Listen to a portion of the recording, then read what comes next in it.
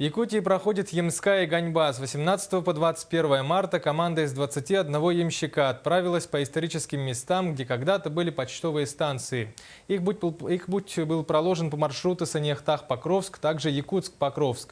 Воссоздание событий 200-летней давности в репортаже нашего корреспондента Екатерины Карпухиной.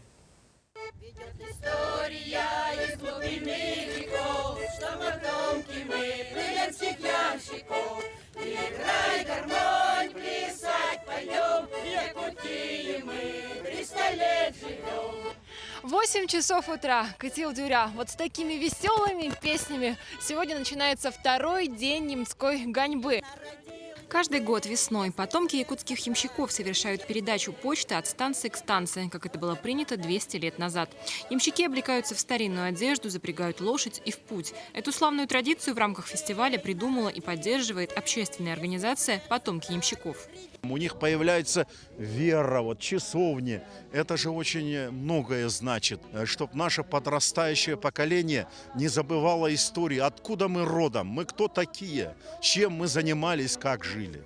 Впереди у нас 6 остановок, а конечная Титаринская. Здесь почта останется на ночь. Стартуем мы чуть позже нашего ямщика, даем ему фору. Но буквально 20 минут и настигаем его.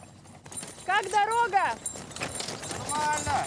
Пока ямщик Христофоров в пути к своему старту готовится уже следующий. Эстафетную палочку, почту на станции Аймуранская, получит потомственный ямщик Филиппов. Здесь уже стоит лошадь, запряженная по старой традиции. А так в старину, вот сами видите, кошовка это. Это настоящая ямщикская кошовка. Вот. Тут обычно один ямщик сидит.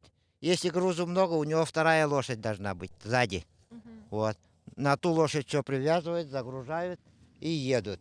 Чтобы не замерзнуть, зимой ямщики одевали теплые торбоса и варюшки из собачьего меха. Ведь как только на станцию приходила почта, ее везли дальше, невзирая ни на мороз, ни на время суток. В день по хорошей дороге ямщики преодолевали путь в 100 верст. Это чуть более 100 километров. В дороге случалось всякое. Могли напасть волки, сломаться упряжь, захворать лошадь. Наша реконструкция этих событий не исключение. Расскажите, что случилось?